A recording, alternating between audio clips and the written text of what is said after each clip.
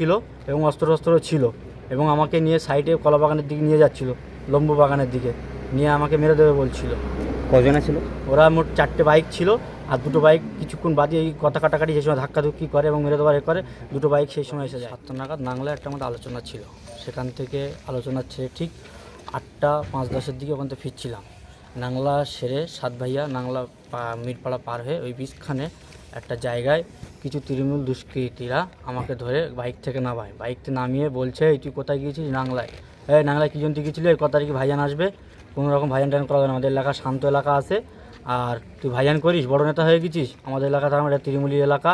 বলি পকেট থেকে একটা মেশিন বার করলো, বের করে জানে মেরে দেবো, আমরা এখানে বাড়ি, আমরা তৃণমূল করি, তোর ভাইজানকে এলাকায় ঢুকতে দিবি না। এইভাবেই আমাকে ধমকা চমকা দিয়ে আমরা জাহানে মেরে দেয়। তারপরেই দেখি 2টো বাইক এসে যায়, এসে যাওয়ার পরে তা একটা ছেলে বলে ছেড়ে দে, তারপরে আমরা পালিয়ে এসে সোজা থানায় এসেছি, প্রশাসনের দ্বারস্থ হয়েছি। কারা মূলত আপনার এই সেটটা দিয়েছে? ওরা বলেই গিয়েছে আমরা তৃণমূল করি, এলাকা শান্ত এলাকা, তৃণমূলী এলাকা, তোদের ভাইজানকে বলে দিবি ভাইজানের না যেন এলাকায় ঢোকে।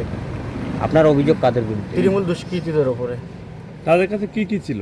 তাদের কাছে ছিল একটা মেশিন ছিল এবং অস্ত্র ছিল এবং আমাকে নিয়ে সাইডে কলা বাগানের দিকে নিয়ে যাচ্ছিল, লম্বু বাগানের দিকে নিয়ে আমাকে মেরে দেবে বলছিল। কজনে ছিল? ওরা মোট 4টে বাইক ছিল, আর 2টো বাইক কিছুক্ষণ বাদে এই কথা কাটাকাটি সেই সময় ধাক্কাধুক্কি করে এবং মেরে দেওয়ার করে 2টো বাইক সেই সময় এসে যায়। কি কারণে? কারণ আমি দীর্ঘদিন ধরে এই এলাকায় ভাইজান করি, বিশেষ করে আইএসএফ করি, এলাকায় খুব ভালো পরিচিত আমার আছে।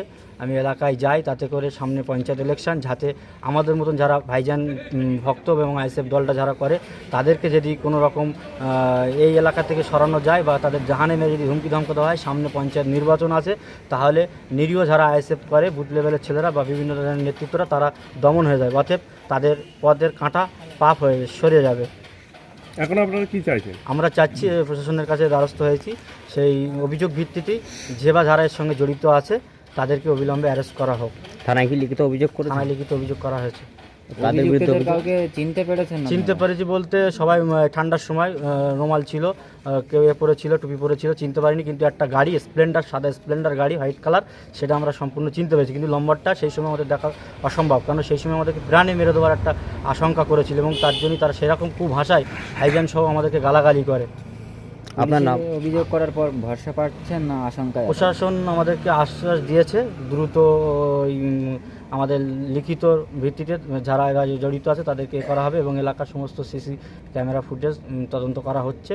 প্রশাসন আশ্বস্ত করেছে, তোমরা শান্ত থাকো, তোমাদের পাশে আছি, যে বা যারা এর সঙ্গে জড়িত তাদেরকে আমরা আইনের আওতায় এনে তাদেরকে সাজা দেওয়ার ব্যবস্থা করব। আপনারা প্রশাসনেরকে বলবো দ্রুত যেন যারা এর সঙ্গে যারা জড়িত তাদেরকে বারকার হোক, তা না হলে আমাদের দল, আমরা কিন্তু আগামী দিন বাধ্য হব রাস্তায় নামতে। কেন আমাদের ছেলেদের আগামীতে লাগা হয়েছে, সামনে আমাদের মতন লিডারদের পিছনে যদি লাগে তাহলে আমাদের দলের ছেলেরা আশঙ্কায় ভুগবে। প্রশাসনের কাছে বলবো অবিলম্বে এদেরকে অ্যারেস্ট করা হোক। আপনার নাম বলুন। আমার নাম রায়নুর হক, ব্লক নেতৃত্ব আইএসএফ।